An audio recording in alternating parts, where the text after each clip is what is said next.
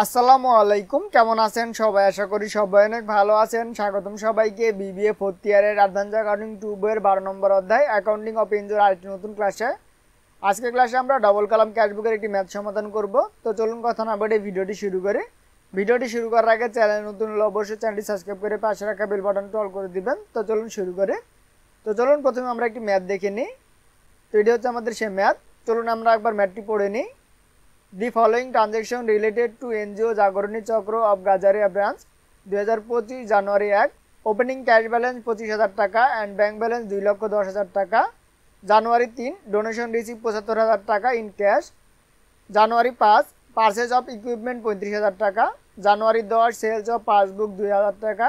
জানুয়ারি 15 legal expense paid 4,000 টাকা। জানুয়ারি 20 cash deposit into bank 55,000 টাকা। জানুয়ারি 25 office rent paid 5,000 টাকা। জানুয়ারি 30 cash withdraw from bank 30,000 টাকা।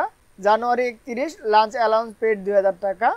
Prepare a double column cash বুক। তো চলুন আমরা এটি সমাধান করি। তো আমরা এখানে ছোট করে প্রশ্নটি রেখে দিই। ওকে, তো চলুন সমাধান করি। তো প্রথমে আমাদের শখ টানতে হবে। তো আমরা শখটি টেনে নিই। এখানে দেখতে পাচ্ছেন ডবল কলাম ক্যাশ বুকের যে শখটি আছে সেটা আমরা এখানে টেনে নিয়েছি। এখানে সর্বপ্রথম যার আপনি অ্যাকাউন্ট করবেন বা যে এনজিওর অ্যাকাউন্ট করবেন সে এনজিওর নাম দিবেন, ব্রাঞ্চ নাম সহ দিবেন। দেন এখানে লিখবেন ক্যাশ বুক ডবল কলাম। লেখার পর আপনার এই পাশে ডেবিট লিখবেন, এই পাশে ক্রেডিট লিখবেন। লেখার পর এখানে লিখবেন ডেট পার্টিকুলার্স। এখানে জেএফ দেওয়া আছে, এখানে এলএফ হবে, আপনার এখান থেকে এলএফ দিয়ে দিবেন। এলএফ তারপরে ক্যাশ তারপরে ব্যাংক। এখানেও সেম ডেট হবে, পার্টিকুলার্স হবে, এখানে এলএফ হবে, দেন এখান থেকে ক্যাশ হবে এবং ব্যাংক হবে। ওকে, তো আপনারা সবটি টেনে নেবেন। ওকে, তো চলুন আমরা একটা একটা করে এন্ট্রি এখানে সমাধান করি। এখানে দেখতে পাচ্ছেন জানুয়ারি 1 ওপেনিং ক্যাশ ব্যালেন্স 25,000 টাকা, ব্যাংক ব্যালেন্স 2,10,000 টাকা। তো যেহেতু এটা ওপেনিং তো আমরা এখানে ডেবিট পাশে দিব, যেহেতু আমাদের এটা সম্পদ ছিল তো আমরা এখানে ডেবিট পাশে দিব 2025 জানুয়ারি 1 ব্যালেন্স বিডি লিখে। ক্যাশের ঘরে আমরা দেবো 25,000 এবং ব্যাংকের ঘরে দেবো আমরা 2,10,000 টাকা। ওকে, তারপরে চলে যাই আমরা 3 নম্বরে।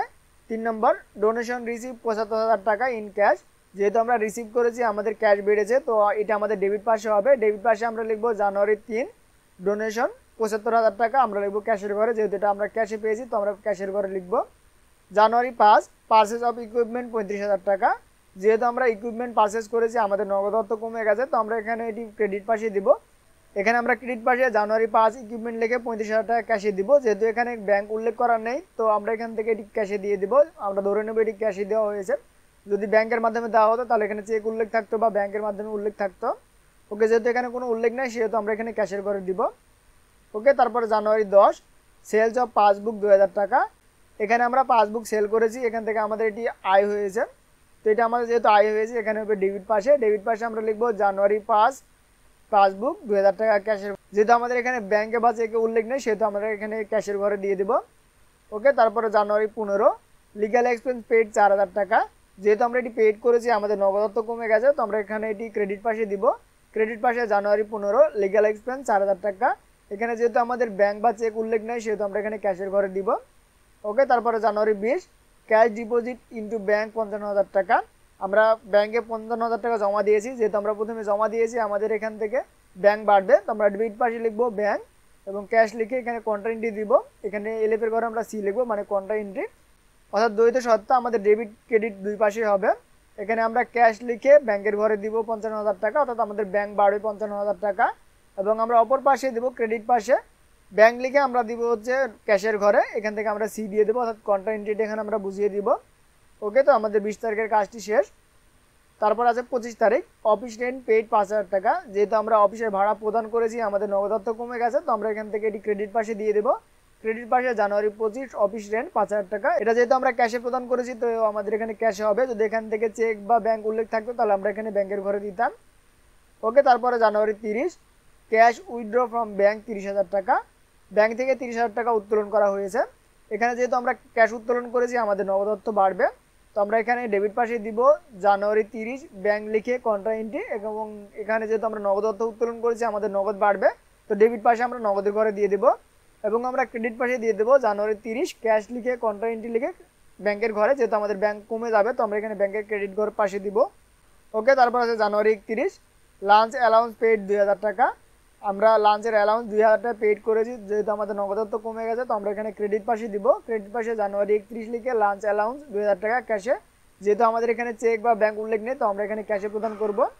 ওকে, তো এখন আমাদের দেখতে হবে এই দুই সাইডের মধ্যে কোন সাইডের যোগফলটা বেশি হতে পারে। যেহেতু আমরা এখানে দেখতে পাচ্ছি আমাদের এখানে বেশি হওয়ার সম্ভাবনা বেশি, তো আমরা এই পাশে যোগ করব।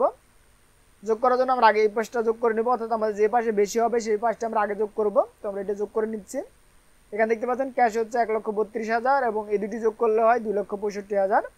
ওকে, তো আমরা এখানে যে যোগটি এসেছে এই সেম যোগটা আমরা এই পাশে বসিয়ে দিব। ওকে, তো দেখতে পাচ্ছেন আমাদের সেম যোগটি এখানে আমরা বসিয়ে দিয়েছি। এখন আমাদের এইখান থেকে এই এন্ট্রিগুলো বাদ দিতে হবে, অর্থাৎ আমার যে টোটাল যোগ আছে বা আয় আছে সেখান থেকে আমাদের ব্যয়গুলো বাদ দিতে হবে। তো আমরা আয় থেকে ব্যয়গুলো বাদ দিব। তো বাদ দেওয়ার জন্য আমাদের এন্ট্রি দিতে হবে জানুয়ারি 31 ব্যালেন্স সিডি লিখে। এই ক্যাশ থেকে আমরা খরচগুলো বাদ দিব। বাদ দেওয়ার পর আমাদের থাকে 31,000 টাকা। এবং এখান থেকে ব্যাংকের ঘরেও সেম, ব্যাংকের ঘরে যা আছে এখান থেকে আমরা এটা বাদ দিব। বাদ দেওয়ার পরে যা থাকে 2,35,000 টাকা, এটি আমরা বসিয়ে দিব ব্যালেন্স সিডি লিখে। এটা আমাদের 31 তারিখ পর্যন্ত কাজ শেষ। এই 31 তারিখেরটা আমাদের পরের মাসে নিয়ে যেতে হবে, অর্থাৎ আমরা জানুয়ারি মাসের হিসাবটা ক্লোজ করে ফেব্রুয়ারি মাসে নিয়ে যাব। তো আমাদের এই ব্যালেন্সটা আমরা ফেব্রুয়ারি মাসে নিয়ে যাব, তার জন্য আমরা এখানে লিখবো ফেব্রুয়ারি 1 ব্যালেন্স বিডি। এখানে আমাদের ক্যাশের ঘরে আছে দেখতে পাচ্ছেন 31,000 টাকা, এখানে ক্যাশে 31,000 টাকা এবং ব্যাংকে 2,35,000, এটি ব্যাংকে 2,35,000। তো আমাদের ম্যাথটি সমাধান শেষ। তো আশা করি আপনারা বুঝতে পেরেছেন। যদি বুঝতে কোনো প্রকার সমস্যা হয়ে থাকে অবশ্যই কমেন্ট করে জানাবেন। তো আজকের ভিডিও পর্যন্তই, দেখা হবে পরবর্তী ভিডিওতে। সেই ভিডিও দেখার আমন্ত্রণ জানিয়ে শেষ করছে আজকের ভিডিও।